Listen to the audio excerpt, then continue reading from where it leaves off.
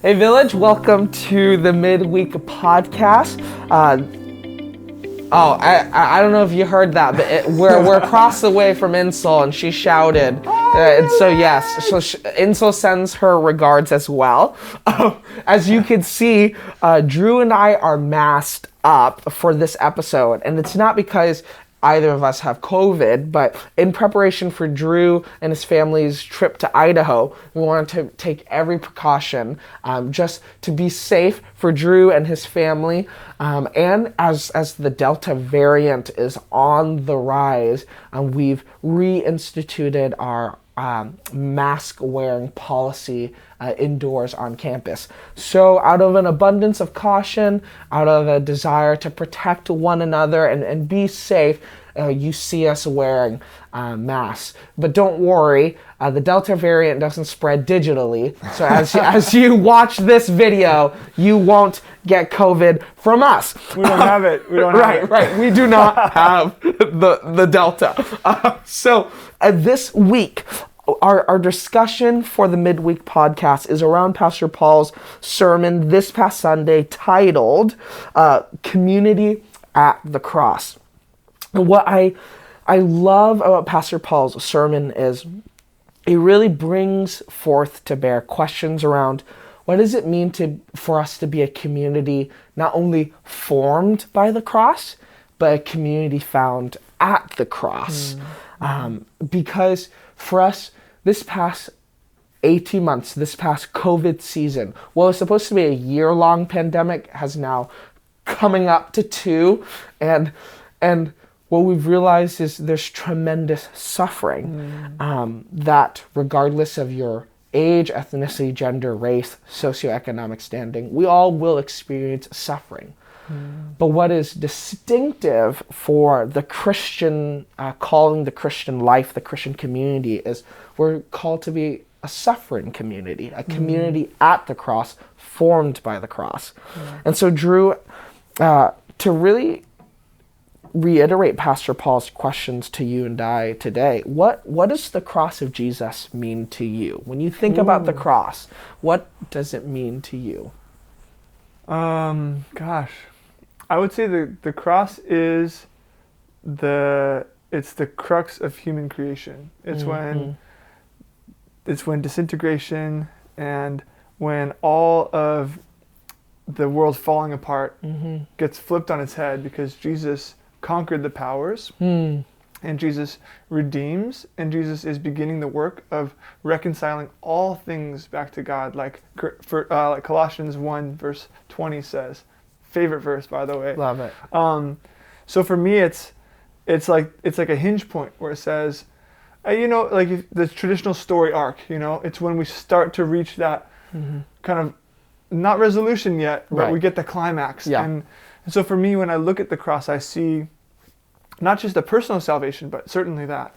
But I see all of creation hinging at that moment, and all of the spiritual powers and all of the worldly powers and everything in creation hinges at the cross. So for me, it's the defining moment of human creation.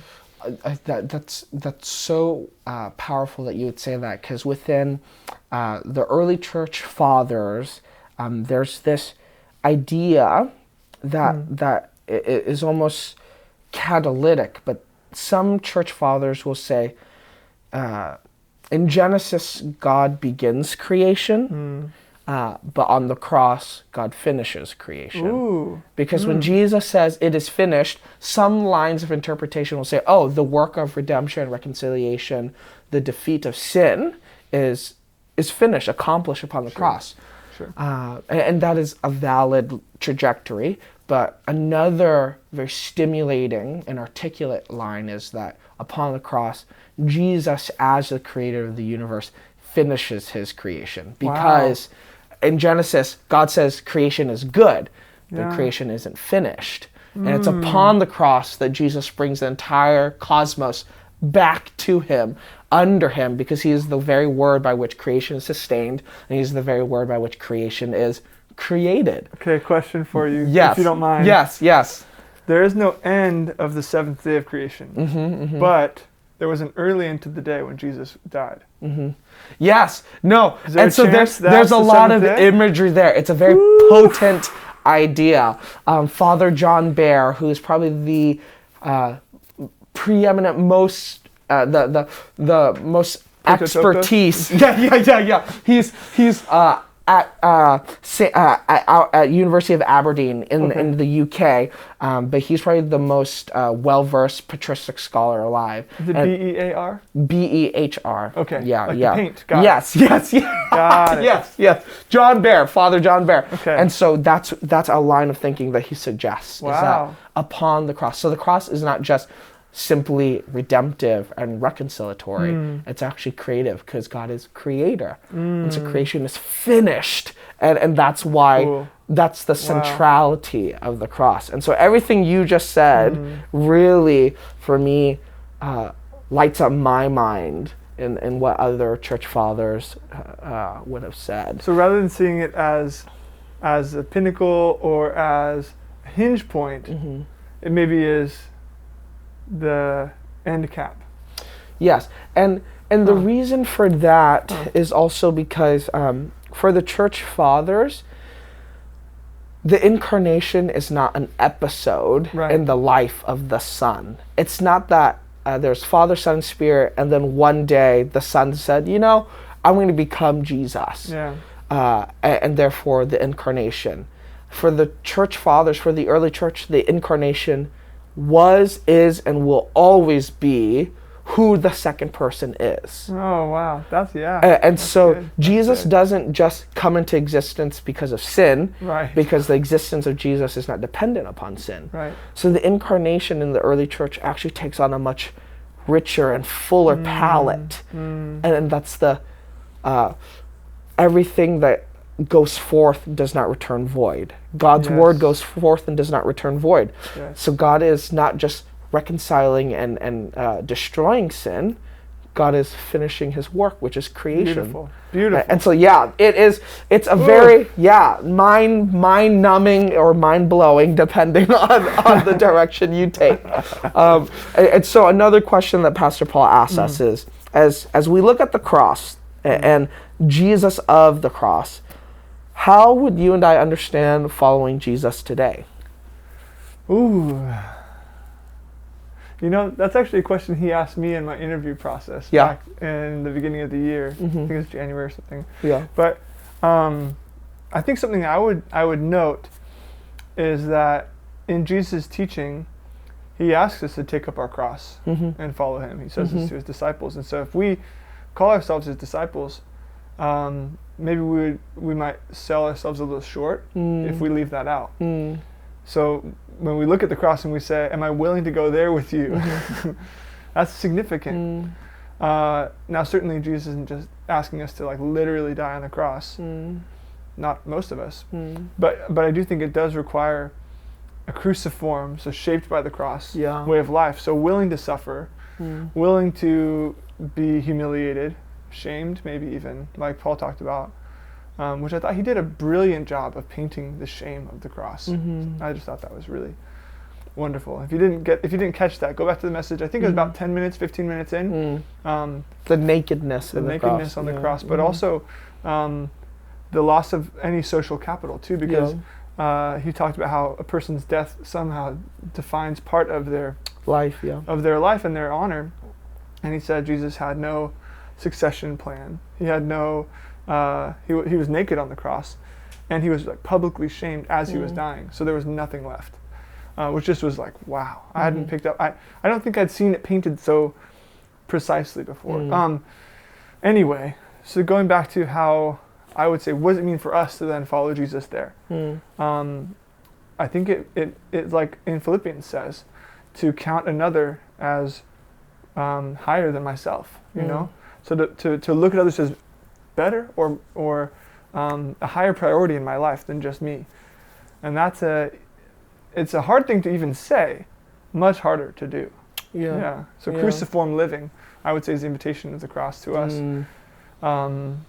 It's if we're talking about actually following that up with action, that's difficult to do.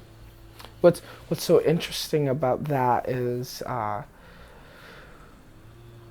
nobody wants a weak God, like No. a puny God.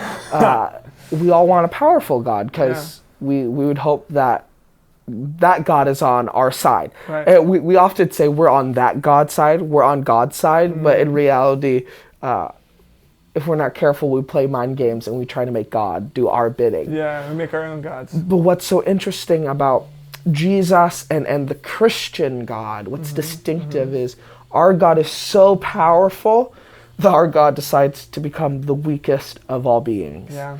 From a babe in the manger to a naked man upon the cross. Yeah. And what's so startling and offensive about that, and what the Apostle Paul always talks about, is the foolishness of God, or the wisdom of God is foolishness to the world. And that is foolish, so foolish, that God is so powerful that he can become weak. But when we talk about the cruciform life, when we talk about following Jesus, it would be easy to say our God is powerful, therefore we need to become powerful. But the Christian life is our God is so powerful that he abandoned all such things, all such status, notoriety, privilege, to become the weakest and least of these. Yeah. And that's scary. That's so hard, because if we're talking about cruciform life, is that what Jesus is calling us to?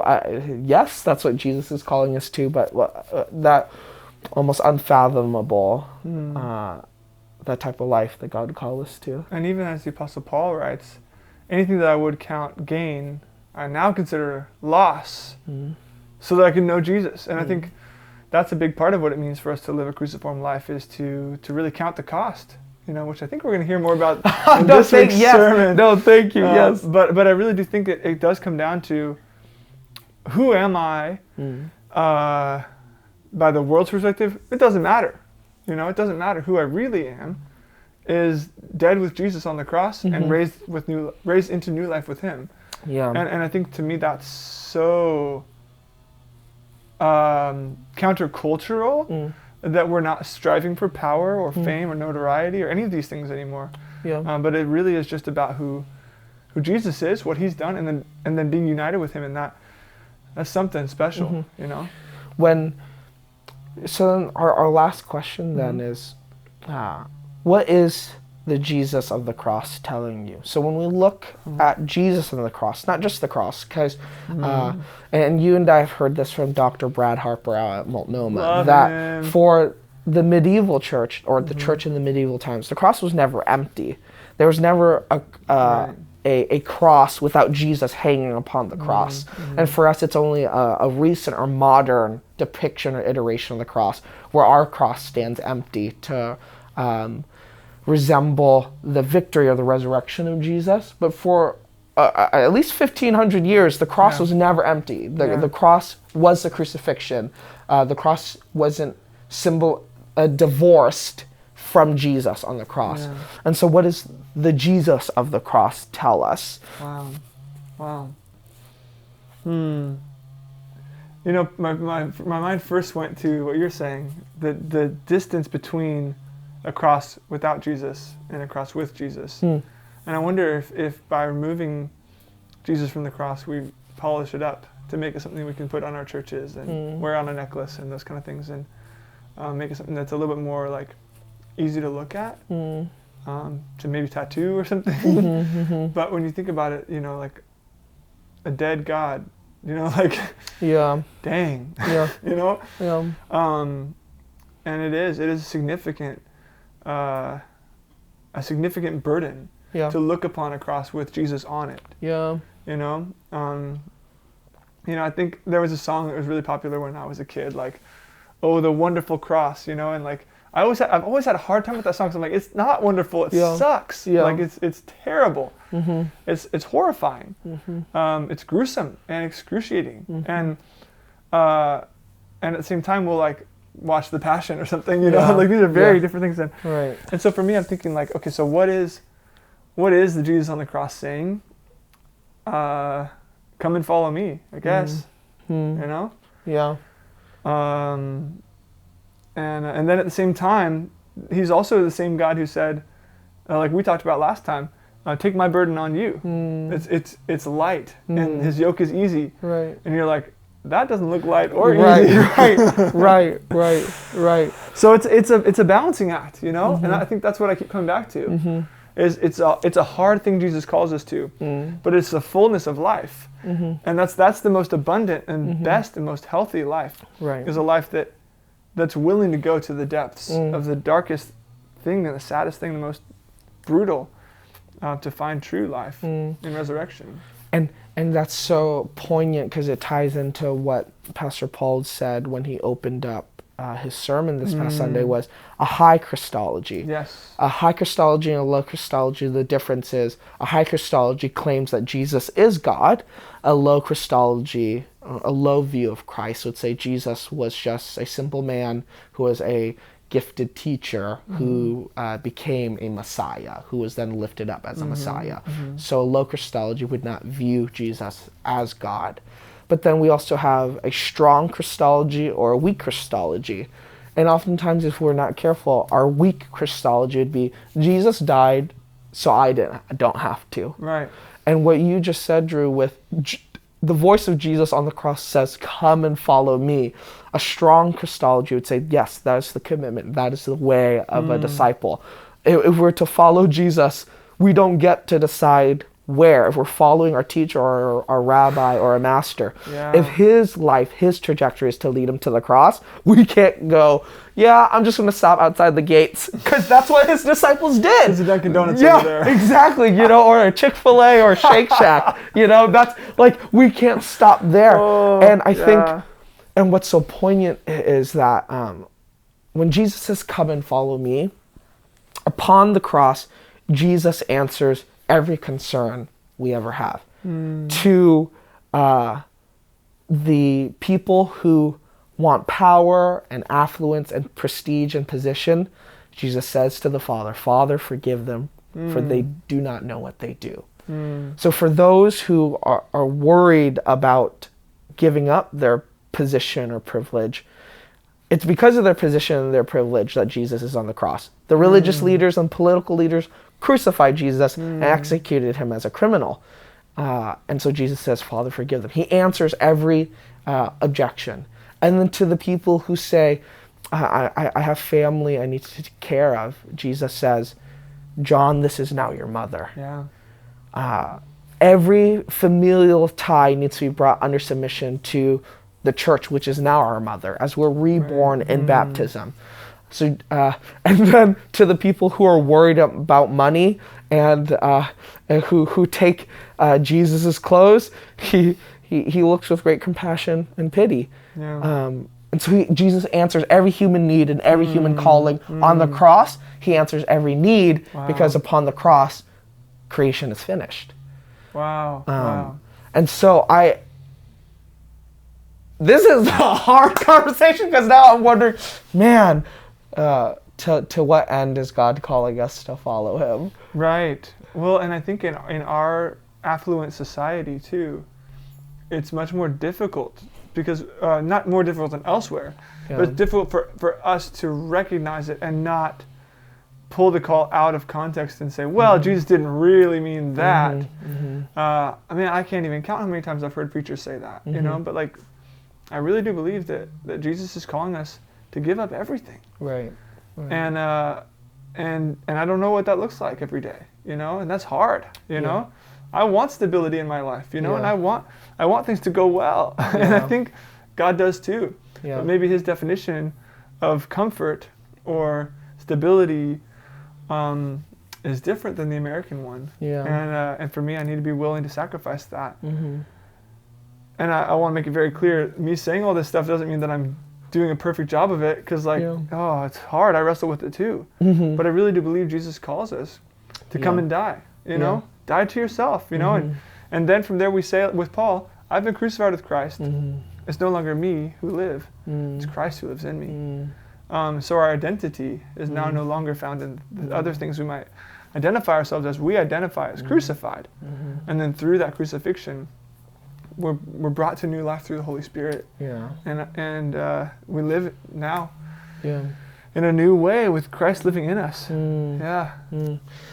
Okay, Village, so I guess that's not to end on a somber note, but that really is the challenge for all of us. It is. Who are we called to be, not Yeah. just as isolated individuals, but as a community of believers, as villagers, and how are we to find our identity, our life hidden in Christ as He is found in us? Because the real challenge is, lest we hear Christ's call and turn away like the rich young ruler, sad because he had to give up his toys. Would we hold to the cross? Would we hold to a cruciform life?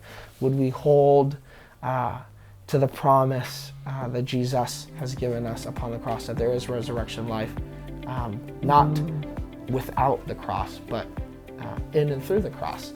And so, as always, thank you for joining us. If there are any questions and comments, feel free to send them in at tony@villagebeaverton.com, and we'll see you on the next episode. Thanks.